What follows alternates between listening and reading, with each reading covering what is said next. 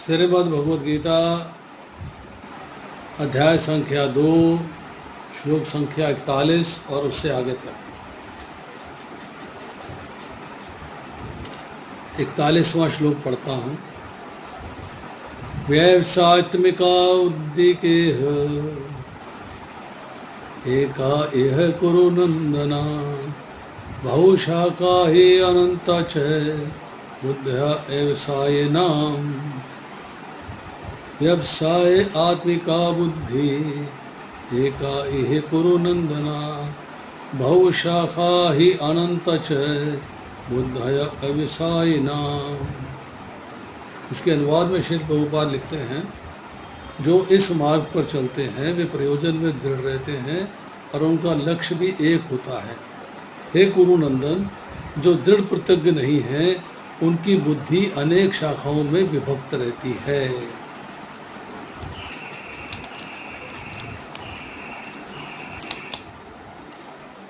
जो इस मार्ग पर चलते हैं, कौन सा मार्ग बताया? अब मैं निष्काम भाव से कर्म करना बता रहा हूँ। यदि इस भाव से कर्म करोगे तो कर्म के बंधन से अपने आप को मुक्त कर लोगे। काला बैकग्राउंड। कर्म के बंधन से अपने आप को मुक्त कर लोगे, ये रास्ता है, ये मार्ग है। जो इस पे चलते हैं वो अपने प्रयोजन में दृढ़ रहते हैं। वो अपने प्रयोजन में दृढ़ रहते हैं, ये बात की चर्चा हो रही है। अब प्रयोजन क्या है और दृढ़ता क्या है? प्रयोजन है मुक्ति, क्योंकि 39वें श्लोक में प्रभु भगवान कह रहे हैं, जो मेरे बताए हुए निष्काम भाव से कर्म करते हैं वह कर्मों के बंधन से अपने को मुक्त कर सकते हैं। तो भगवान ने कर्मों के बंधन से मुक्त होने का रास्ता बताया, और यही जो है प्रयोजन है। प्रयोजन क्या है? कर्म के बंधन से मुक्त होना। अब उसके लिए आवश्यकता क्या बताई? आवश्यकता बताई कि जो मार्ग मैं बता रहा हूँ उस मार्ग पे पक्का होकर चलना है, दृढ़ होकर चलना है, दृढ़ता चाहिए। You have to fix yourself. Yes, हम इस मार्ग में चलेंगे। कौन सा मार्ग है? जो मार्ग भगवान बता रहे हैं उस मार्ग की चर्चा हो रही है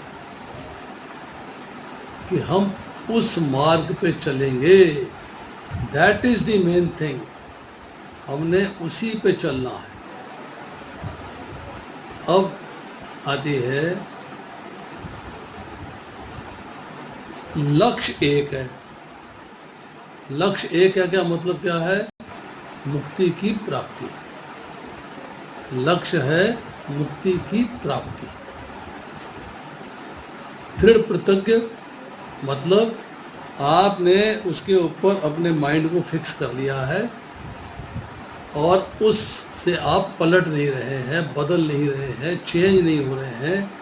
आप बिल्कुल फिक्स्ड हैं, आप दृढ़ प्रतिज्ञ हैं, एकदम पक्के। अब कहते हैं, हे कुरु नंदन, जो दृढ़ प्रतिज्ञ नहीं है, मतलब जो अभी उस रास्ते पे चलने के ऊपर दृढ़ता नहीं है उसके अंदर, उसका मन पक्का नहीं है उसके अंदर, उसकी बुद्धि अनेक शाखाओं में विभक्त रहती है, बटी रहती है, कभी इधर कभी इधर कभी इधर कभी उधर। मतलब उसने आर्ट ऑफ डिस्क्रिमिनेशन को ठीक से यूज नहीं किया है। He is not able to use his intelligence. बुद्धि का ठीक से प्रयोग नहीं किया है। सत्य को असत्य को, असार को सार को, कर्तव्य को अकर्तव्य को वो समझ नहीं पाया है। He is not able to understand what is right and what is wrong. This is the problem. ये समस्या है उसके साथ। तो निष्कर्ष ये निकला कि भगवान के बताए हुए मार्ग पर चलना है। पहली बात, लक्ष्य एक होना चाहिए। लक्ष्य क्या है? भगवत धाम जाना, भगवान का प्रेम प्राप्त करना। अब आती है चर्चा कि व्यवसायित्मिका बुद्धि। आपका व्यवसाय क्या है? आपसे एक प्रश्न किया जाता है, what is your business?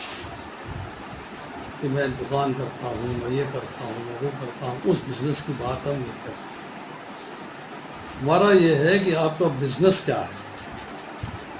Business regarding Krishna consciousness. मेरा बिजनेस क्या है? मेरा एक ही बिजनेस है, बिजीनेस। बिजी मैं क्यों हूँ?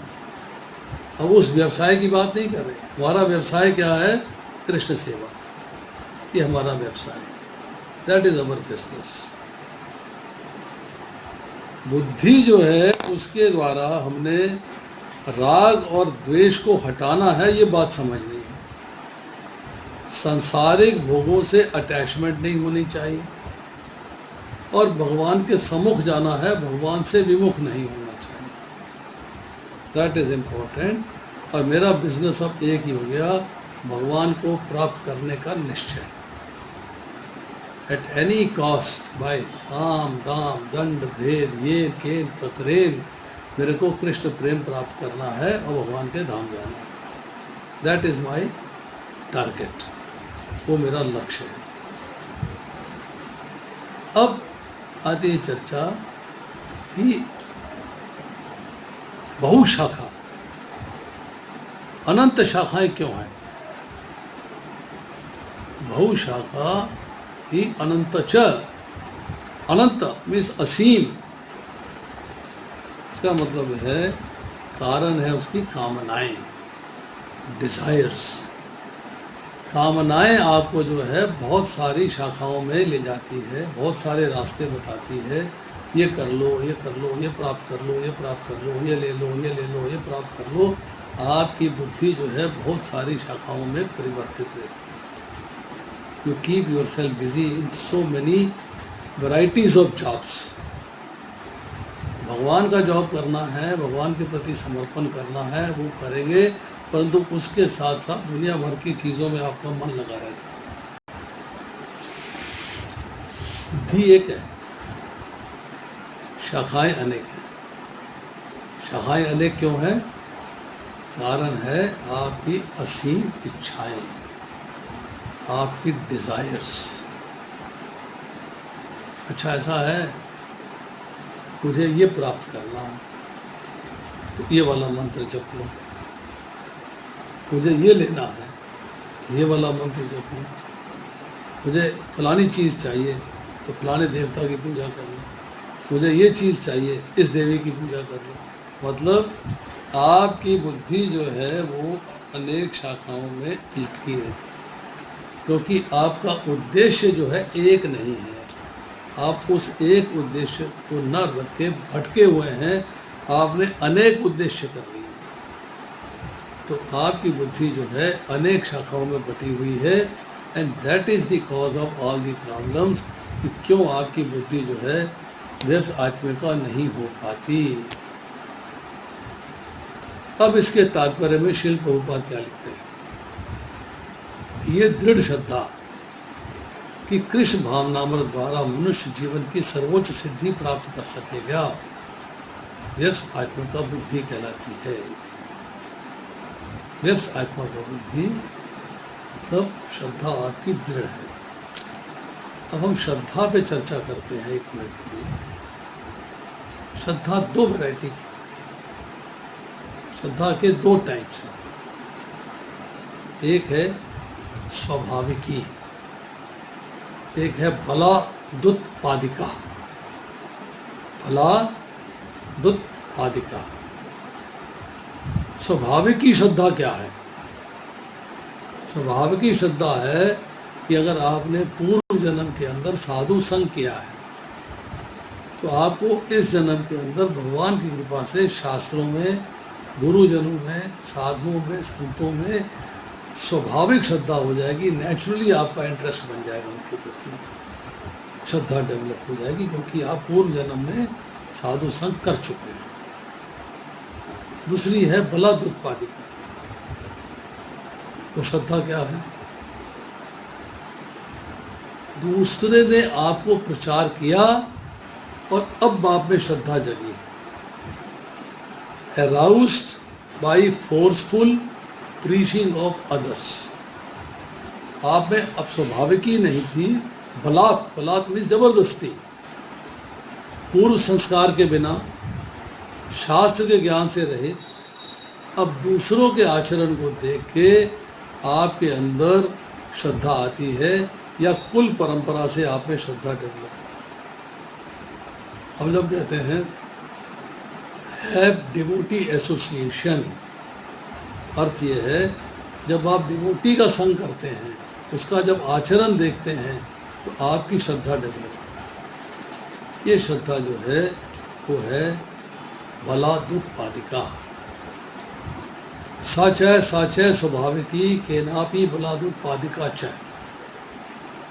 माधुर्य कादंबरी में श्री विश्वनाथ चक्रवर्ती ठाकुर लिखते हैं कि श्रद्धा जो है वो जब डेवलप होती है दूसरों के प्रचार करने से तो बलादुत्पादिका कहलाती है।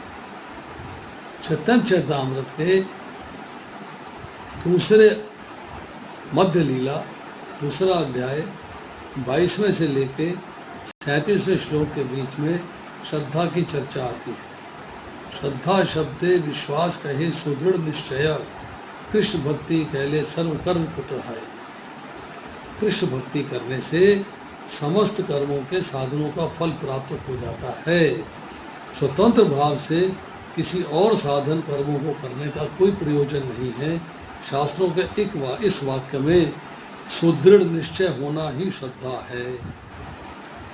श्रद्धावान जन है भक्ति अधिकारी। श्रद्धा का मतलब है कि आप गुरु के चरण कमलों का आश्रय लेकर एवं सदाचार के बारे में जिज्ञासा करके जीवन के उद्देश्य के बारे में जिज्ञासा करें, तब ये आपको जो है साधु संघ की तरफ ले जाएगी। जब साधु संघ होगा तब आपकी जो है श्रद्धा डेवलप होगी। कौन भागे कौन जीवे श्रद्धा यदि है, तवे से ही जीव साधु संग ये करे। यदि भाग्यवश कोई जीव कृष्ण में श्रद्धा उत्पन्न कर लेता है तो भक्तों की संगति करना प्रारंभ कर देता है। साधु संग हेते है शवन कीर्तन है, साधन भक्ते है सर्वार्थ निवर्तन। जब भक्तों की संगति से कोई व्यक्ति भक्ति की ओर उन्मुख होता है तो वह सारे विधि विधानों का पालन करने और कीर्तन तथा श्रवण के द्वारा सारे अवांछित कलमुश से मुक्त हो जाता है। तो श्रद्धा का जो है आपके जीवन में बहुत रोल है।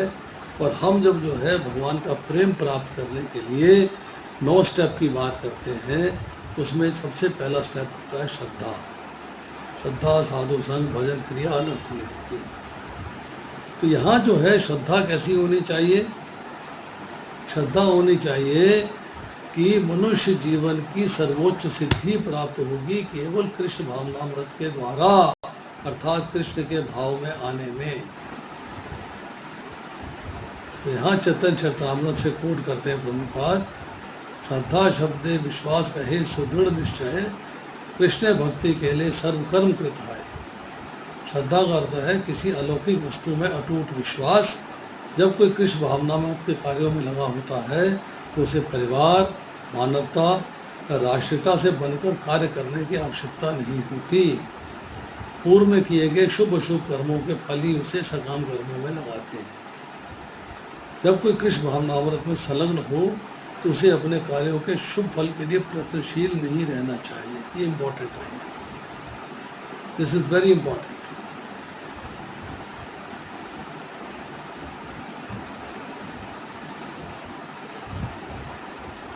अलौकिक वस्तु में अटूट विश्वास, मतलब अलौकिक चीज़ क्या आपके सामने? भगवान। तो भगवान में अटूट विश्वास। अब अलौकिक चीज़ क्या है? भगवान की वाणी, अर्थात भगवद गीता है, जैसे भागवत है भगवान की वाणी। तो इसमें अटूट विश्वास। तो अब जो कहते हैं कि जब कोई कृष्ण भावनामृत के कार्यों में लग जाता है, भगवान के प्रति समर्पित हो जाता है, भगवान के प्रति कार्य करता है, उसे अपने परिवार, मानवता, राष्ट्रीयता से बंधकर कार्य करने की आवश्यकता नहीं होती। वो कार्य उसकी ड्यूटीज़ है, ड्यूटीज़ को परफॉर्म करता रहता है। उसके लिए स्पेशल एफर्ट्स नहीं होते हैं, जो उसने कार्य करना है, पर मुख्य कार्य जो है भगवान की सेवा के प्रति है, भगवान की सेवा करता है। अब प्रभुपाद लिखते हैं एक बड़ी इंपॉर्टेंट लाइन कि पूर्व में किए गए शुभ अशुभ कर्मों के फल ही उसे सकाम कर्मों में लगाते हैं। एक व्यक्ति जो है सकाम कर्मों में लग रहा है। अब सकाम कर्म क्या है, निष्काम कर्म क्या है, सकाम कर्म योग क्या है, निष्काम कर्म योग क्या है, विकर्म क्या है, अकर्म क्या है, इसकी चर्चा भी आज करेंगे। 5 मिनट लगा के इसकी भी चर्चा करेंगे। सकाम कर्म का अर्थ यह है कामना सहित किया गया कार्य है। मतलब मुझे कोई वस्तु चाहिए, मेरा किसी से राग है, किसी से मेरा अट्रैक्शन है, किसी वस्तु की मेरे को प्राप्ति होनी चाहिए, कुछ संबंध की प्राप्ति होनी चाहिए, मेरा रिलेशनशिप डेवलप होना चाहिए, तो उसके लिए मैं जो कार्य करता हूँ वो सकाम कर्म कहलाता है। कामना सहित किया गया कार्य, जो कार्य कामना के साथ किया जाता है वो सकाम कर्म कहलाता है। सकाम कर्म होते हैं कब? एक पूर्ण जन्म के कर्मों के फलस्वरूप होते हैं। अब प्रभुपाद लिखते हैं जब कोई कृष्ण भावनामृत में संलग्न हो। अब आप कृष्ण भावनामृत में हो गए, बड़ी लाइन इंपॉर्टेंट है, समझने वाली है। जब कोई कृष्ण भावनामृत में संलग्न हो तो उसे कार्यों के शुभ फल के लिए प्रयत्नशील नहीं होना चाहिए। क्यों? कि कृष्ण भावनामृत का मतलब यह है भगवान के लिए करना है कार्य। जब हम चौथा अध्याय पढ़ेंगे, 18वां श्लोक पढ़ेंगे, जो व्यक्ति कर्म में अकर्म को समझता है, अकर्म में कर्म को समझता है, वही वास्तव में कर्म को समझता है। मतलब कर्म में अकर्म को देखना और अकर्म में कर्म को देखना, this part is very understandable. अब शुभ फल के लिए, शुभ फल का मतलब है पुण्य फल। पुण्य फल का मतलब है कि आपको शरीर भोगना तो पड़ेगा ही, क्योंकि पुण्य फल को कैसे भोगोगे? पुण्य फल, शुभ फल कैसे भोगोगे? मतलब आपको शरीर चाहिए। और जब आप कृष्ण भावनामृत में आ गए हैं, आप शरीर की इच्छा रखते हैं नहीं, आप तो धाम जाने की इच्छा रखते हैं, आप तो मन बुद्धि अहंकार भी समाप्त कर देना चाहते हैं। इसका मतलब है कि जो व्यक्ति कृष्ण भावनामृत में लगा हुआ है उसको शुभ फल के लिए भी प्रयत्नशील नहीं होना चाहिए, ना अशुभ फल के लिए ना ही शुभ फल के लिए, क्योंकि दोनों फल मिलेंगे, चाहे शुभ मिले चाहे अशुभ मिले, भोगने को शरीर चाहिए।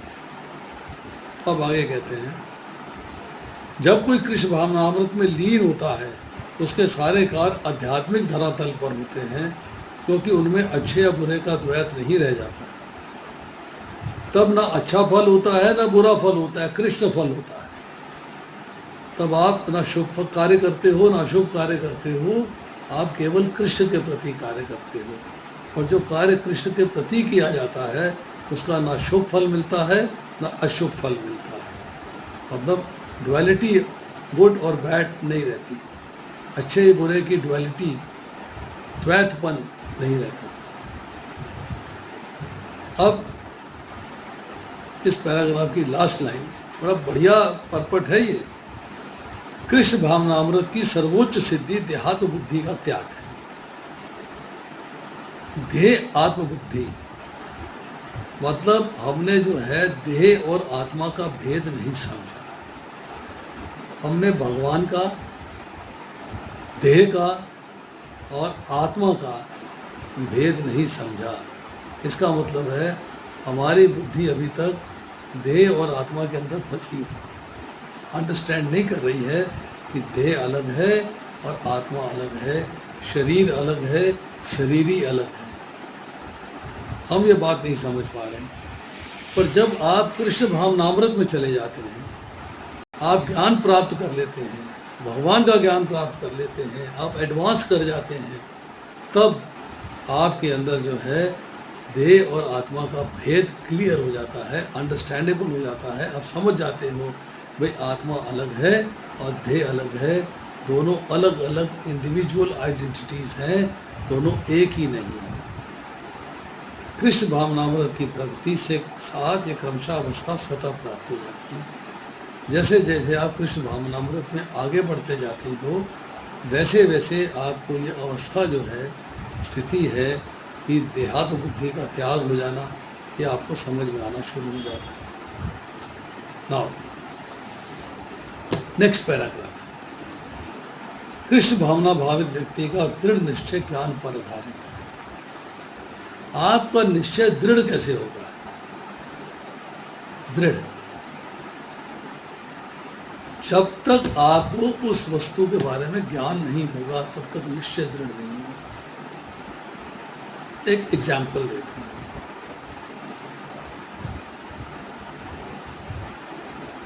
पत्नी ने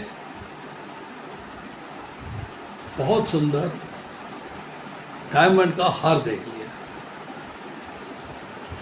और जिसने गले में पहना हुआ था, वो लेडी ने बताया, देखो जी ये डायमंड जो है ना वो इस क्वालिटी के हैं, और हायर क्वालिटी के डायमंड बताए।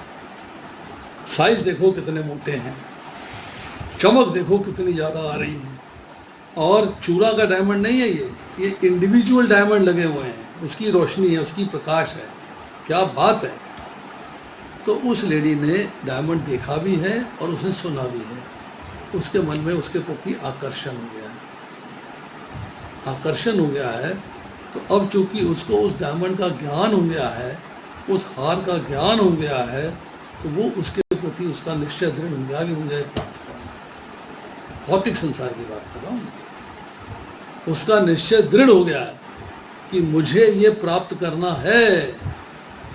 अब वो होते बैठते उठते जागते जब भी है यही चर्चा करती है, अरे वो डायमंड का हार ला दो ना, अरे वैसा डायमंड का हार ला दो ना। उसका निश्चय दृढ़ हो गया। किस पे हुआ? जब उस डायमंड के हार का ज्ञान प्राप्त हुआ। जब तक ज्ञान नहीं था तब तक कोई डिमांड नहीं थी। इसी तरह प्रभुपाद लिख रहे हैं कि कृष्ण भावना भावित व्यक्ति का दृढ़ निश्चय ज्ञान पर आधारित है। जब आपको भगवान के बारे में ज्ञान हो जाता है, भगवत धाम के बारे में ज्ञान हो जाता है, अपने कष्टों के बारे में ज्ञान हो जाता है, भौतिक प्रकृति के बारे में ज्ञान हो जाता है, कर्म के बारे में ज्ञान हो जाता है, कर्म के फल के बारे में ज्ञान हो जाता है, आप भौतिक बंधन में क्यों बंधे हुए हैं इसका ज्ञान हो जाता है, भौतिक बंधन से निकलना कैसे है इसका ज्ञान हो जाता है, तब आपका निश्चय जो है मुक्ति की ओर जाने का दृढ़ होता रहता है। नहीं यार मुझे मुक्ति प्राप्त करनी, नहीं भाई मुक्ति प्राप्त करनी, मुझे मुक्ति चाहिए हर हालत में। तो आपका निश्चय दृढ़ हो गया, कारण कि आपको उसका ज्ञान हो गया है, उसकी नॉलेज हो गया, भगवान के साथ अपने संबंध का ज्ञान हो गया है। इसलिए आप कृष्ण भावना भावित व्यक्ति जो है उसका दृढ़ निश्चय ज्ञान पर आधारित है। वासुदेव सर्वमिति स महात्मा सुदुर्लभा, 7वें अध्याय का 19वां श्लोक है। कृष्ण भावना भावित व्यक्ति अत्यंत दुर्लभ जीव है। बहुत जन्मों के पश्चात को मेरे बारे में जानकर मेरी शरण में आता है, बहुत जन्मों के पश्चात। अब जब शरण में आ गया है, क्यों आया है? कि उसका भगवान में निश्चय दृढ़ हो गया है, उसे ज्ञान हो गया है कि मुक्ति प्रदाता स्वयं विष्णु, मुक्ति सिर्फ कृष्ण ही प्रदान कर सकते हैं और कोई नहीं कर सकता। और मुक्ति का अर्थ क्या है? भौतिक संसार के कष्टों से छुटकारा, जन्म मृत्यु जरा व्याधि दुख दोषानुदर्शनम, इससे छुट्टी हो जाएगी। ये ज्ञान मिला और ये पता लगा कि उस ज्ञान का इस्तेमाल क्या है, मुक्ति प्राप्त करना, और मुक्ति केवल विष्णु ही दे सकते हैं, कृष्ण ही दे सकते हैं और कोई नहीं दे सकता है। जब ये बातें आपके मन के अंदर बैठ गई, आपको ज्ञान प्राप्त हो गया, फिर आप जो है सीधे रास्ते चलते हो। Yes, I have to follow the right track. अब कहते हैं कि वासुदेव या कृष्ण समस्त प्रकट कारणों के मूल कारण हैं। जिस प्रकार वृक्ष की जड़ सींचने पर स्वतः ही पत्तियों तथा टहनियों में जल पहुंच जाता है, उसी तरह कृष्ण भावना भावित होने पर मनुष्य प्रत्येक प्राणी की, अर्थात अपने परिवार की, समाज की, मानवता की सर्वोच्च सेवा कर सकता है। यदि मनुष्य के कर्मों से कृष्ण प्रसन्न हो जाए तो प्रत्येक व्यक्ति संतुष्ट हो गया। आप समाज सेवा करना चाहते हैं, क्या करना चाहते हैं? दो तरीके की एक्टिविटीज हैं। एक है समाज का सुधार, कि आप समाज में सुधार चाहते हैं। आपने कहा चलो भाई लोग सीधे रास्ते चलें, भगवान के रास्ते चलें, कल्चरल एक्टिविटीज़ ठीक हो जाएं, उनका कल्चर ठीक हो जाए, उनके संस्कार ठीक हो जाएं, गलत सलत कार्य ना करें, ये मेरा लक्ष्य है। दूसरा क्या है? Philanthropic activities. फिलैंथ्रोपिक एक्टिविटीज़ क्या है?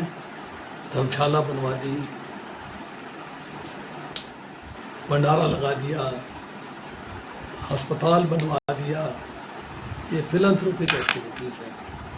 तो वो कोई ना कोई ऐसा कार्य करता है, वो समझता है कि मैं मानवता की सेवा कर रहा हूँ, मैं समाज की सेवा कर रहा हूँ, मैं देश की सेवा कर रहा हूँ, मतलब उसको समझता है कि मैं भगवान की सेवा कर रहा हूँ। उसका मन जो है इस बात पे आ जाता है कि मैं भगवान की सेवा कर रहा हूँ, इस एंगल पे आ जाता है। नाउ भगवान क्या कह रहे हैं कि अगर आप कृष्ण की सेवा करोगे, ध्यान दीजिएगा इसमें सारी चीज़ें कैसे आती हैं। अगर आप कृष्ण की सेवा करोगे तो भगवान कृष्ण ने कहा है सुहृद सर्वभूताना, मैं प्रत्येक प्राणी के हृदय में विराजमान, सबका हितैषी मित्र हूँ। तो आप समाज के किसी भी घटक के साथ दुर्व्यवहार नहीं करोगे, उसके हृदय में ही भगवान कृष्ण। फिर आप उस व्यक्ति के उनको दुख है, कष्ट है, कोई परेशानी है तो उसको दूर करने का प्रयास करोगे। भाई इसको भी मेरे को हेल्प करनी चाहिए क्योंकि ये लोकाचार है, मुझे इसका सहायता करनी चाहिए। तो आप जो है समाज की, मानवता की सेवा कर रहे हैं, आप सेवा कर रहे हैं। अब अगर आपके कर्मों से कृष्ण प्रसन्न हो जाते हैं तो आपको लगेगा कि मैंने अपनी इंद्रियों को तुष्ट करने के बजाय भगवान की इंद्रियों को तुष्ट कर दिया है, तो आई एम वेरी हैप्पी। तो भगवान खुश है, मैं खुश हूँ। अगर भगवान आपसे खुश हो गए, आपने उनको प्रसन्न कर दिया, कृष्ण प्रसन्न हो गए, आपको लगेगा मैं अचीव्ड एवरीथिंग, मैं तो बहुत बढ़िया काम हो गया, भगवान खुश हो गए। मतलब अगर आपके कार्य से देश का प्रधानमंत्री खुश हो जाता है आप खुश हो, एटलीस्ट में somebody is recognized, somebody is reciprocated।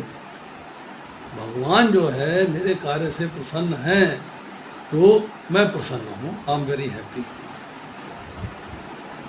अब आगे लिखते हैं प्रभुपाद, किंतु कृष्ण भावना भावित, कृष्ण भावना अमृत सेवा गुरु के समर्थ निर्देशन में ही ठीक से हो पाती है, क्योंकि गुरु कृष्ण का प्रामाणिक प्रतिनिधि होता है। ये इस पर्पट का तीसरा पॉइंट है। सेवा गुरु के निर्देशन में। अब देखिए भगवान तीसरे अध्याय के 31वें श्लोक में कहते हैं, जो मेरे आदेश का श्रद्धा पूर्वक ईर्ष्या रहित होकर पालन करता है वह कर्मों के बंधन से मुक्त होकर मेरे धाम आ जाता है। अब भगवान का आदेश है, हमें तो करना आता नहीं। भगवान ने कहा मन मना भवमद भक्तो मध्याजी माँ नमस्करो, मुझे तो नहीं आता मन कैसे देना है भगवान को, भक्त कैसे बनना है भगवान का, पूजा कैसे करनी भगवान की, और नमस्कार अर्थात समर्पण कैसे करना है भगवान का, मुझे नहीं आता। Then who is going to teach, who is the teacher? कौन पढ़ाएगा, कौन समझाएगा, कौन बताएगा? somebody has to teach, somebody has to explain। तो कौन बताएगा? समर्थ गुरु, एक गुरु जो प्रामाणिक है, परंपरा से है, वो आपको गाइड करेगा कि आपको भगवान की सेवा कैसे करनी चाहिए। How do you do it, that he will tell you. भगवान ने इंस्ट्रक्शन दिया है, गुरु उस इंस्ट्रक्शन को फॉलो कैसे करना ये बताएगा। He will explain you the process of following that instruction. अब लिखते हैं, जो शिष्य के स्वभाव से परिचित होता है, तो गुरु जो है अपने शिष्य के नेचर को जानता है, उसके स्वभाव को जानता है, उसकी नेचर को जानता है, अंडरस्टैंड करता है कि मेरे शिष्य का मेंटल प्लेटफॉर्म क्या है, कितना पढ़ा लिखा है, कितना समय है इसके पास, जीवन यापन के लिए क्या कार्य करता है, उसमें कितना समय निकाल सकता है। अब हम उससे कहें कि तू संस्कृत के श्लोक बोला कर, बोले मुझे हिंदी भी नहीं आती, मैं क्या करूं? तो it is Guru who decides कि व्हाट शुड ही डू, इसे क्या कार्य करना चाहिए, इससे क्या सेवा ली जा सकती है, इसको भगवान की सेवा करने के लिए क्या बताया जाए, और डू आई टेल हिम।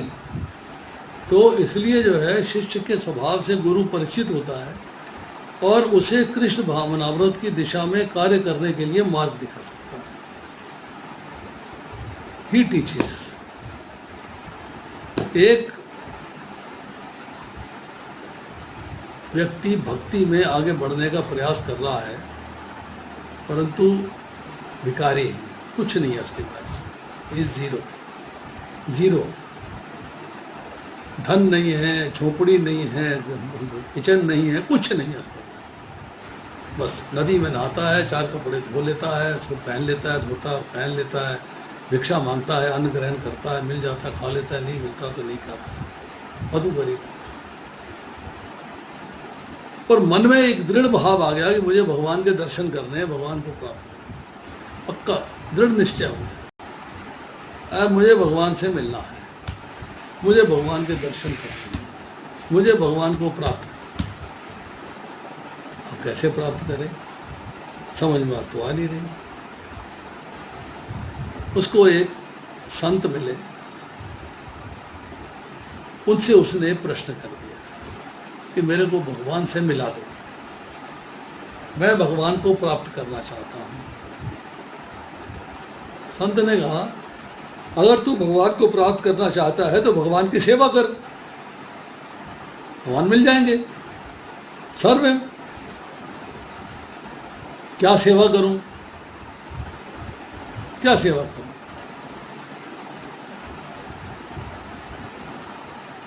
मेरी आवाज नहीं आ रही।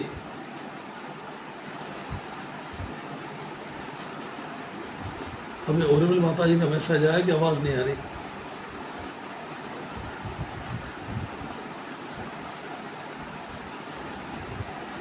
चलिए, अब वो गुरु से मिला, मतलब संत से मिला, और संत से कहा कि मेरे को भगवान के दर्शन करा दो। तो संत ये कहते हैं, भाई भगवान के दर्शन करने हैं तो भगवान की सेवा कर। कहता सेवा कैसे करूं, सेवा करना बता दूं। उन्होंने सेवा के कई फॉर्मेट बताए।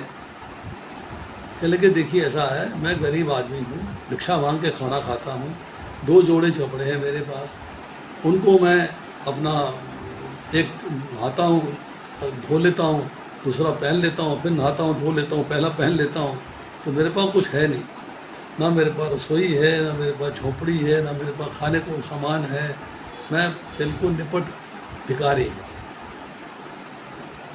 गुरु जी कहते हैं एक काम करते हैं, तो भगवान को भोग लगाया कर। कहता काहे का लगाऊं, खाना का सामान कहाँ से लाऊं, चूल्हा कहाँ से लाऊं, गैस कहाँ से लाऊं, क्या सामान है मेरे पास, लकड़ियाँ कहाँ से लाऊं, बर्तन कहाँ से लाऊं, क्या करूं, मेरे पास कुछ नहीं है। तेरे पास कुछ नहीं है, तेरे को भगवान के दर्शन चाहिए, ठीक है, मैं तेरे को फार्मूला बताता हूँ कैसे मिलेंगे भगवान। खुश हो गया, बताइए। कहले कि भगवान को प्राप्त करना है तो उसका तरीका ये है कि भगवान को भोग लगाया कर, मानसिक मन से। कहता मन से भोग लगाऊं, वो कैसे लगेगा? कहते एक चूल्हा, ये हाथ ऐसे कर, ये मैंने चूल्हा बना दिया, चूल्हा बन गया। ऐसे उठा, ये मैंने पतीला रख दिया, पतीला रख दिया। ये मैंने यहाँ से कड़छी उठा ली, ये मैंने इधर हाथ किया, चावल डाल दिए, इधर किया मैंने, दूध डाल दिया, यहाँ हाथ किया, चीनी डाल दी। अब कड़छी से मैं घुमा रहा हूँ, कड़छी हाथ में है नहीं, पतीला है नहीं, आग है नहीं, लकड़ी है नहीं, चूल्हा है नहीं, सब काम मन से हो रहा है। मन से भगवान की सेवा, टकराटन टकराटन खिचड़ी चाहे खीर बनाया जा रहा है और भगवान को खिलाना है। कड़छी ली, एक ऐसा कटोरा पकड़ा, उसमें डाली और भगवान के आगे रख दिया। हाथ खाली हाथ है, हाथ में कटोरा नहीं है, नथिंग इन हैंड, खाली हाथ है। महात्मा जी आपने कोई ऐसा फार्मूला बता दिया है, करना बड़ा मुश्किल है। बोले यही तरीका है, भगवान मिलेंगे। कहता पक्का? कहता पक्का मिलेंगे, तो करके तो देख। श्रद्धा होनी चाहिए, विश्वास होना चाहिए, दो चीज़ें चाहिए, एक श्रद्धा, एक विश्वास, भगवान की प्राप्ति हो जाएगी। करना शुरू कर दिया जी। रोज अपना कभी खिचड़ी बना रहा है, कभी खीर बना रहा है, कभी कुछ बना रहा है, कभी कुछ बना रहा है, और खाली हाथ में हवा में बना रहा है, हवा में ही खिला रहा है। 1 साल बीत गया, तो भगवान मिले नहीं, दर्शन हुए नहीं। कैसे बनेगी बात? अरे भगवान को मैं रोज खीर खिलाता हूँ, खिचड़ी खिलाता हूँ, खाते भी हैं कि नहीं खाते, मैं देखूँ तो सही। तो उसने जो है, जो हाथ किया था ना, उसमें उंगली डाल दी अपनी, ऐसी उसकी उंगली जल गई, हवा में उंगली डाली है, कटोरा नहीं है, ना उसमें खीर है, ना कटोरा है, हवा में भी उंगली डाल रहा है और उंगली जल गई। कहता है इसका मतलब है कुछ तो है, कुछ तो है, कुछ दम तो है। चलिए कोई बात नहीं, करते रहेंगे। करता रहा करता रहा करता रहा। एक दिन उसके मन में बात आई कि भगवान को भाई नींबू पानी पिलाया जाए, नींबू पानी पिलाता हूँ। तो उसने हवा में एक लोटा ले लिया, लोटा रखा और उसने मुट्ठी से 3 मुट्ठी चीनी डाल दी। अब उसने पानी भी डालना है, नींबू भी डालना है, पर चीनी डालने के बाद उसे महसूस हुआ कि जो लोटा है ये छोटा है और 3 मुट्ठी चीनी ज़्यादा है, तो मैं 1 मुट्ठी चीनी बाहर निकाल लेता हूँ, 1 मुट्ठी चीनी बाहर निकाल लेता हूँ। अब लोटा तो है नहीं, वो तो हवा में है, और चीनी भी नहीं है, वो भी हवा में है। तो उसने ऐसे हाथ किया, लोटे में डाला और ऐसे मुट्ठी से चीनी निकालने की कोशिश कर रहा है, तो भगवान ने आगे हाथ पकड़ लिया। भगवान प्रकट होकर, अरे देखा मेरा हाथ किसने पकड़ा है? Who has hold my hand? देखा घूम के तो भगवान खड़े साक्षात। हैरान, मोर मुकुटधारी भगवान कृष्ण बांसुरी हाथ में लिए हुए विराजमान खड़े वहां पर, उसका हाथ पकड़े हुए। उससे पूछते हैं तू क्या कर रहा था? क्या भगवान को पता है, सब मालूम है, और उससे पूछते हैं कि तू क्या कर रहा था? बोले भगवान ऐसा है कि मैं समझता था कि नींबू पानी पिलाने का मन था आपका, तो चीनी ज़्यादा हो गई थी, तो सोचा था चीनी 1 मुट्ठी चीनी निकाल लेता हूँ और आपको फिर पानी बना के पानी पिलाता हूँ। तो भगवान कहते हैं ये बता कि तूने चीनी डालने में कुछ खर्चा किया था क्या, कि तू वापस निकाल ले? अरे मेरा क्या है, मैं 3 मुट्ठी वाली चीनी नहीं पी लेता, मुझे कोई फर्क थोड़ा पड़ता है। पर भक्त का भाव था कि भगवान को परफेक्ट चीज़ पिलानी है, ज़्यादा मीठी नहीं पिलानी है, और भगवान उस भाव को देख के प्रकट हो गए। तो ये जो है, जो संत थे वो गुरु बने, उन्होंने उसको गुरु की तरह ज्ञान दिया कि क्या करना चाहिए और क्या नहीं करना चाहिए। अब आगे प्रभुपाद लिखते हैं, अतः कृष्ण भावनामृत में दक्ष होने के लिए मनुष्य को दृढ़ता से कर्म करना होगा, डेविएट नहीं होना है, विचलित नहीं होना है, बाएं दाएं नहीं घूमना है, आपको दृढ़ता से कर्म करना है और कृष्ण के प्रतिनिधि की आज्ञा का पालन करना होगा, गुरु के आदेश का पालन करना होगा, उसे गुरु के उपदेशों को जीवन का लक्ष्य मान लेना होगा। श्री विश्वनाथ चक्रवर्ती ठाकुर ने गुरु की प्रसिद्ध प्रार्थना में उपदेश दिया है, यस्य प्रसादात भगवत प्रसादो यस्य प्रसादान प्रतिकुतोपि ध्यायस्तु बंतस्य यशस्वी संदेहम वंदे गुरु श्री चरणारविंदम। गुरु की तुष्टि से भगवान भी प्रसन्न होते हैं। गुरु को प्रसन्न किए बिना कृष्ण भावनामृत के स्तर तक पहुंच पाने की कोई संभावना नहीं रहती। अतः मुझे उनका चिंतन करना चाहिए और दिन में 3 बार उनकी कृपा की याचना करनी चाहिए और अपने गुरु को सादर नमस्कार करना चाहिए। ये एक फॉर्मेट बताया है कि गुरु के बिना ज्ञान की प्राप्ति नहीं और गुरु के बिना भगवान की प्राप्ति नहीं। Somebody has to guide you, somebody has to take you to the path, लेके जाना पड़ेगा उस रास्ते। किंतु ये संपूर्ण पद्धति देहात्म बुद्धि से परे सैद्धांतिक रूप में नहीं वरना व्यवहारिक रूप में पूर्ण आत्मज्ञान पर निर्भर करती है। आपको आत्मज्ञान चाहिए। आत्मज्ञान मीन्स सेल्फ का ज्ञान, आत्मा का ज्ञान, शरीर का ज्ञान, भगवान का ज्ञान, कर्म का ज्ञान, काल का ज्ञान, ये आपको ज्ञान चाहिए। जब सकाम कर्मों से इंद्र तृप्ति की संभावना नहीं रहती,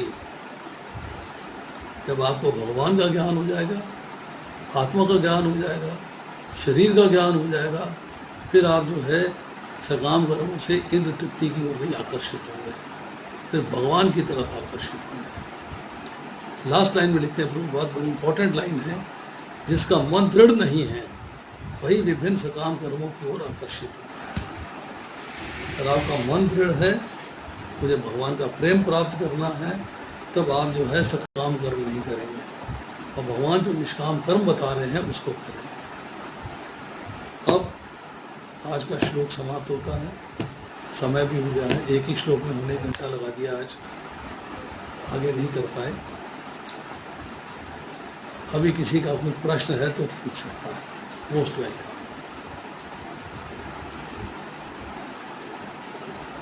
यस, शांति प्रदा माता जी बोलिए।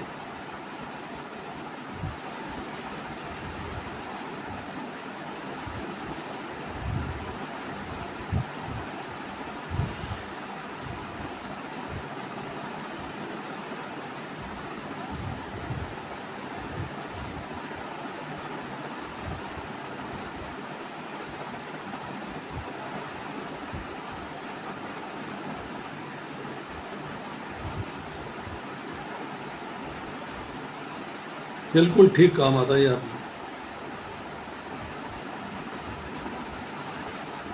इसके अलावा कोई पॉइंट नहीं है, सीधा सा पॉइंट है एक लाइन का कि अगर आप देखिए, बड़ी इसको एनालाइज करते हैं। You must know your target. पहली बात, क्या मेरा टारगेट भौतिक सुख भोग प्राप्त करना है या मेरा टारगेट भगवान के धाम जाके भगवान का प्रेम प्राप्त करना है? मेरा ये दोनों में डिफ्रेंशिएट करना होगा। भौतिक सुख भोग प्राप्त करूँगा तो सुख भोग प्राप्ति के लिए मेरी बुद्धि जो है वो भटकती रहेगी अनेक शाखाओं में। अगर मेरा एक निश्चय हो जाएगा मुझे भगवान का प्रेम प्राप्त करना है, then I am working on unidirectional है। यस, भगवान का प्रेम प्राप्त करने के लिए जो भी करना पड़ेगा मैं करूँगा, बस, दैट्स ऑल।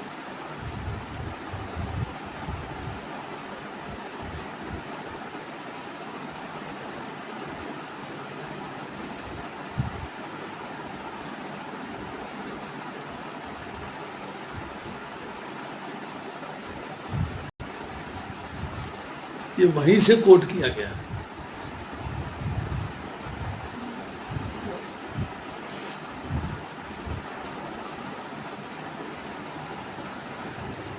यस प्रभु।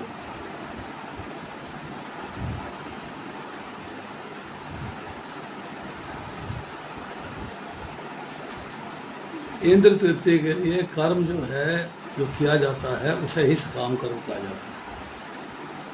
भगवत गीता में जहाँ भी शब्द कर्म यूज हुआ है उसका अर्थ है सकाम कर्म, कामना सहित किया गया कार्य। कामना सहित किया गया सकाम कर्म जो है उसकी 2 वैरायटी हैं। एक है शास्त्र के अनुसार कार्य करना, एक है शास्त्र के विरुद्ध कार्य करना। तो जो शास्त्र के अनुसार कार्य करते हैं उसको सकाम कर्म कह देते हैं, जो शास्त्र के विरुद्ध करते हैं उसे विकर्म कह देते हैं। पर हैं बेसिकली दोनों सकाम कर्म, क्योंकि आपने विकर्म किया है तो भी कामना सहित किया है और सकाम कर्म किया है तो भी कामना सहित किया है।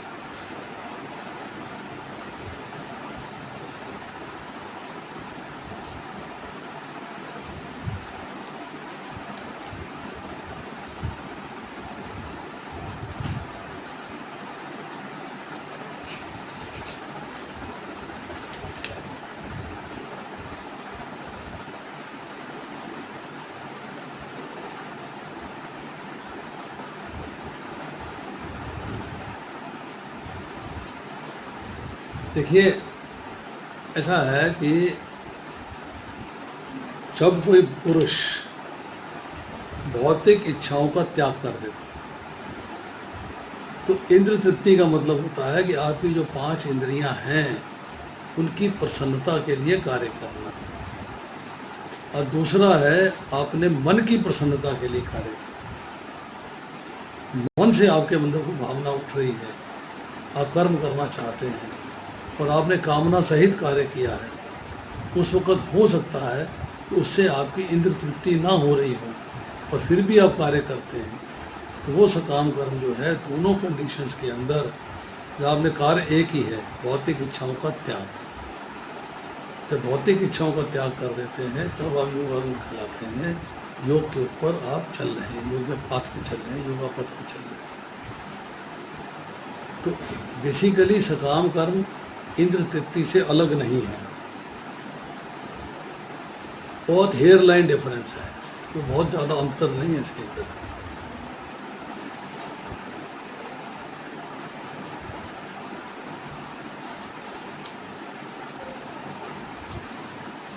बस सकाम कर्म हो गया।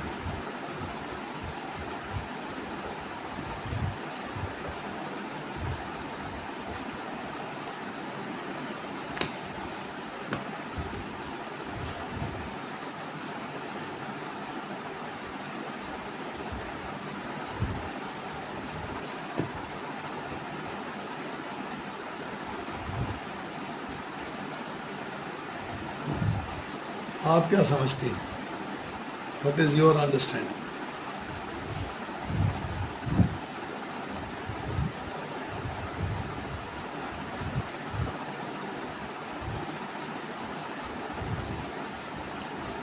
काम का अर्थ होता है कामना, ठीक है। स काम का मतलब है कामना सहित किया गया कार्य,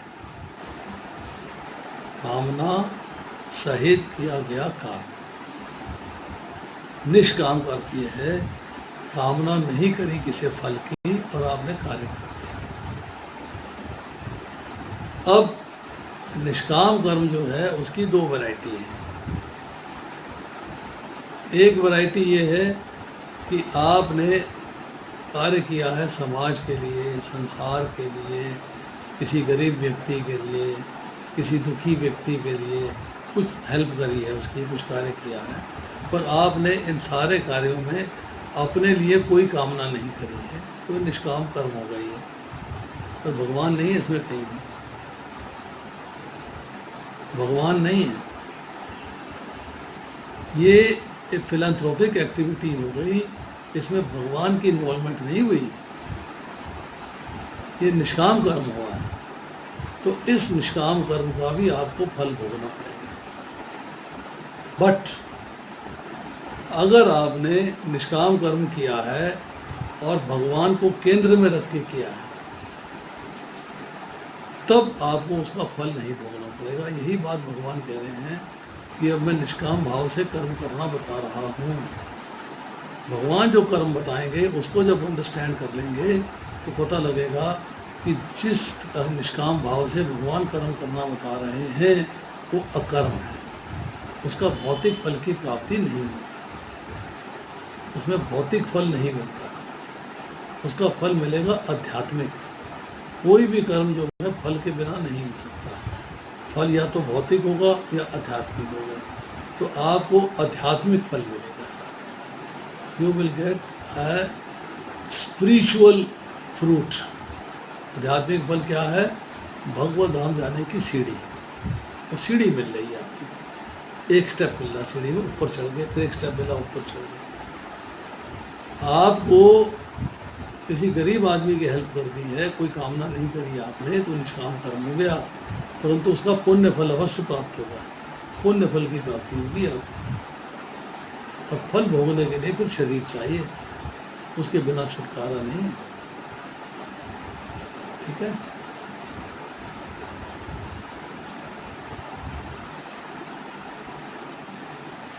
यस,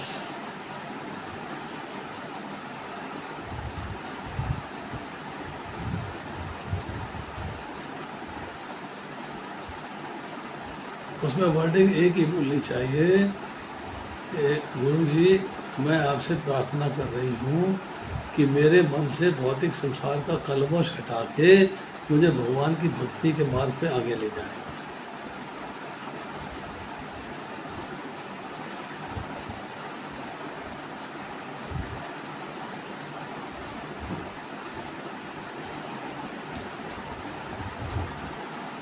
यस, राजकुमारी माता जी बताइए।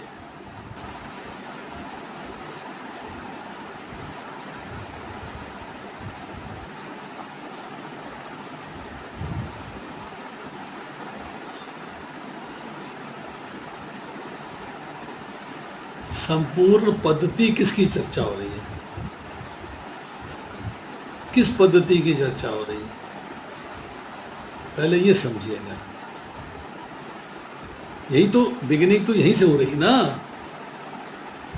कि ये संपूर्ण पद्धति क्या है? दृढ़ निश्चय, भगवान के प्रति आपकी बुद्धि जो है उसमें निश्चय दृढ़ होना चाहिए। ये संपूर्ण पद्धति है। जब आपका दृढ़ निश्चय हो जाएगा तो अब आप जो है ज्ञान प्राप्त करेंगे, देह का, भगवान का और आत्मा का। देहात्म बुद्धि से परे हो जाएंगे, तीनों का ज्ञान प्राप्त किया। अब आप जो है समझ गए कि आत्मा अलग है, शरीर अलग है और भगवान अलग है, तीनों की इंडिविजुअल आइडेंटिटी है, तीनों का इंडिविजुअल एग्जिस्टेंस है। ये बात समझ में आ गई। अब सैद्धांतिक मतलब प्रिंसिपल देहात्म बुद्धि से परे, प्रिंसिपल क्या हो गया कि मेरे को भौतिक संसार के प्रति आकर्षण नहीं रखना है। This is my principle now. और व्यवहारिक रूप से, टेक्निकली प्रैक्टिकल रूप के अंदर ये सारा का सारा जो है आत्मज्ञान पर निर्भर करता है। आत्मज्ञान क्या है? अपने बारे में ज्ञान प्राप्त किया, भगवान के बारे में ज्ञान प्राप्त किया और शरीर के बारे में ज्ञान प्राप्त किया। अपने मीन्स आत्मा के बारे में। तो इसको उल्टा लेके चलिएगा, इस श्लोक को, इस सेंटेंस को उल्टा पढ़िएगा कि व्यवहारिक रूप से क्या निर्भर करता है आत्मज्ञान पे? ये निर्भर करता है आत्मज्ञान पे। आत्मज्ञान का अर्थ समझना है। जीव, भगवान और शरीर, इन तीनों का भेद समझ लिया हम। प्रैक्टिकली व्यवहारिक रूप से हम समझ गए कि yes, what is correct and what is not correct. हमने बात समझ में आ गई। अब आपने ये बात समझने के बाद आप आ गए कि जो प्रिंसिपल है, मेरे को अपना निश्चय दृढ़ करना है। कब दृढ़ होगा? जब ये बात समझ में आ जाएगी तो I will be able to understand this thing. तो यह संपूर्ण पद्धति देहात्म बुद्धि से परे, ये आत्मज्ञान जो है देहात्म बुद्धि से परे का ज्ञान है। जो पूर्ण आत्मज्ञान है, भगवान के बारे में ज्ञान है, जीव के बारे में ज्ञान है, शरीर के बारे में ज्ञान है, ये देहात्म बुद्धि के ज्ञान से परे है। तो ये सारी चीज़ें किस पे डिपेंड करती हैं? प्रिंसिपली पूर्ण आत्मज्ञान पे। जब उसको प्रैक्टिकल शेप देते हैं, भगवान की सेवा में लगना प्रैक्टिकल शेप है, वो व्यवहारिक रूप है। थ्योरी तो पढ़ ली, व्यवहार क्या है? व्यवहार है उसका जीवन में पालन करना, उसको जीवन में अंडरस्टैंड करना, उसको जीवन में लगाना। ये पैराग्राफ जो है ऑलमोस्ट ऑल पूरा का पूरा पैराग्राफ बड़ा इम्पॉर्टेंट है। ये आपने ठीक पॉइंट आउट किया है कि इस लाइन को समझना चाहिए, सैद्धांतिक रूप में नहीं। प्रिंसिपली ये नहीं समझना है कि देहात्म बुद्धि में चल रहे हैं। प्रिंसिपली ये समझना है कि हमें पूर्ण आत्मज्ञान प्राप्त करके टेक्निकली उसको जीवन में लगाना है, जीवन में आगे बढ़ना है। That should be our aim. वो हमारा लक्ष्य होना चाहिए।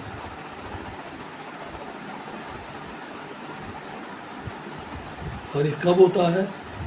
जब सकाम कर्मों से इंद्र तृप्ति की कोई संभावना नहीं रहती।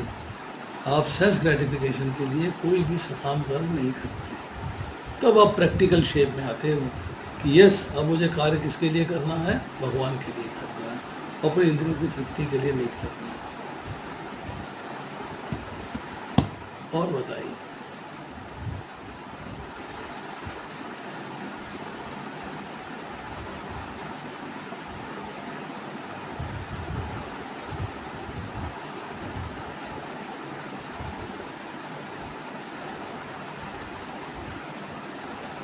बा बा पा फा बा वाला बा, ला, बा के बाद है ला, ला में है आ की मात्रा बला, उसके बाद है दा, दादा वाला दा, उसमें है छोटे ऊ की मात्रा बला दो, उसके बाद है आधा ता,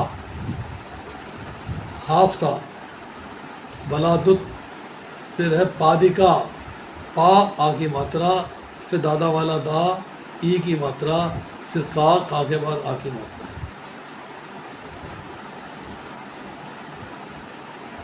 हाँ, बा में आ की मात्रा नहीं है, बाला नहीं, आप समझ रहे। बलात, बलात में ता आधा हो जाएगा, बा में आ की मात्रा नहीं है।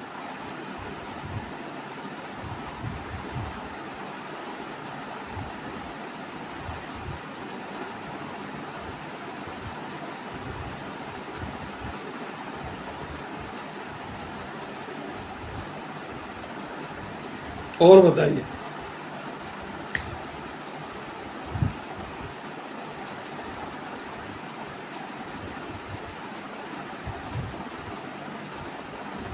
यस,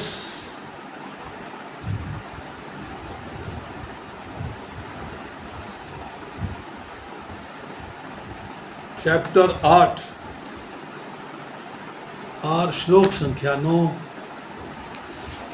हाँ जी, बताइए। आप कहाँ, आप वहाँ पे पहुँची कैसे? पहले तो ये बताओ।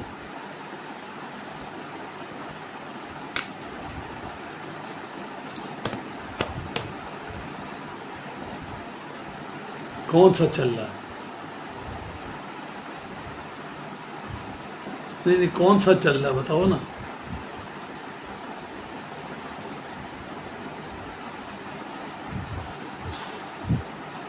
कंफ्यूज ना होइएगा, सर बता दीजिए कैसे पहुंची आप वहां पे।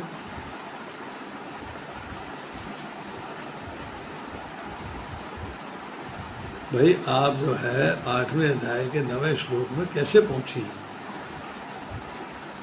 या रीड एट होम वाली क्लास में पढ़ रही है, वहाँ पहुँच गई हैं, या अपनी मर्जी से पढ़ रही है, वहाँ पहुँच गई हैं, या कहीं और क्लास चल रही है, वहाँ पहुँच गई हैं? क्लियर बताइए आप।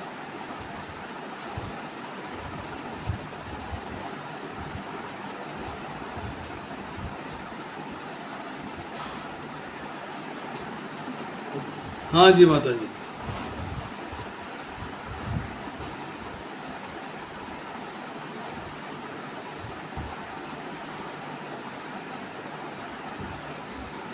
और उसमें शेड्यूल में 8वें अध्याय का 9वां श्लोक है कि नहीं, तो मुझे देखना पड़ेगा।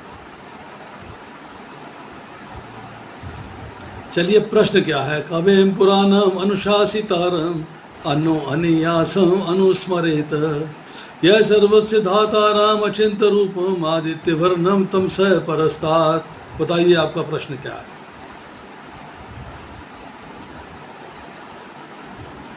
माता जी क्लास छोड़ के चली गई।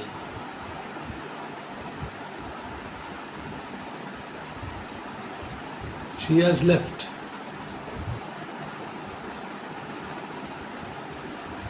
Yes. नहीं, सिग्नल नहीं है। कुछ और ही कारण रहा होगा। मनुष्य को चाहिए कि परम पुरुष का ध्यान सर्वज्ञ पुरातन नियंता लघुतम से भी लघुतर प्रत्येक का पालन करता समस्त भौतिक बुद्धि से परे अचिंत्य था नित्य पुरुष के रूप में करे। वे सूर्य की भांति तेजवान है और भौतिक प्रकृति से परे दिव्य रूप हैं। प्रश्न क्या है?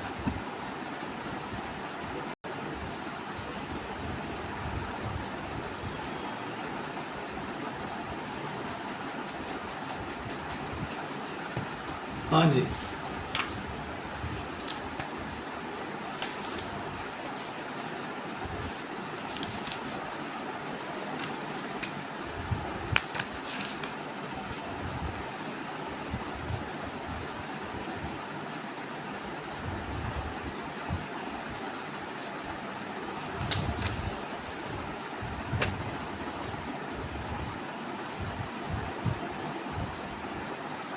कौन सी लाइन है और कहाँ है?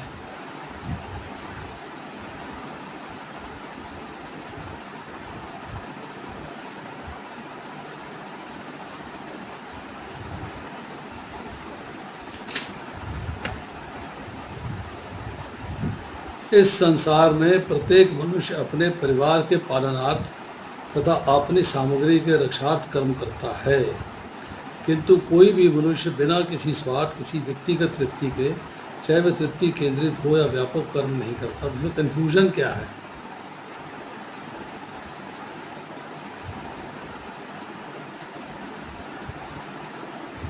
यहाँ आत्म केंद्रित तो कहीं लिखा नहीं।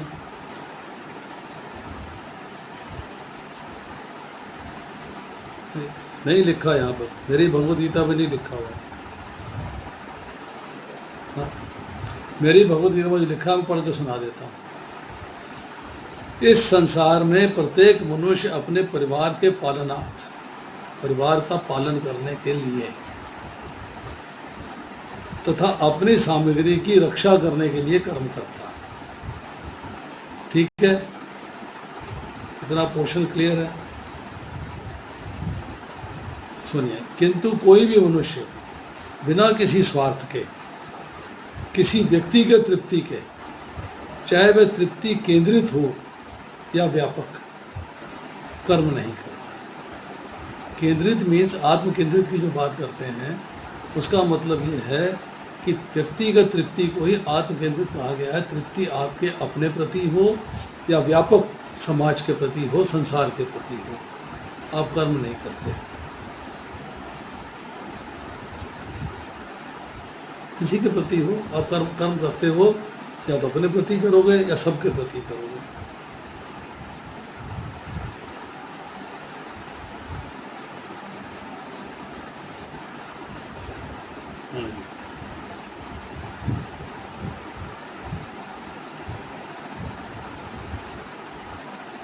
और बताइए।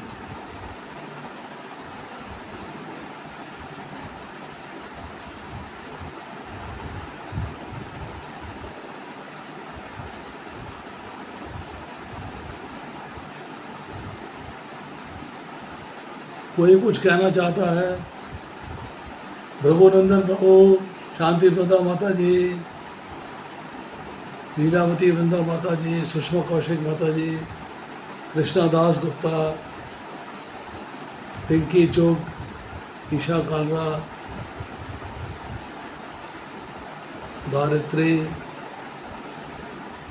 अनका आराध्या, निशा, अलादिनी, ये नाम है मेरे सामने। Somebody wants to comment?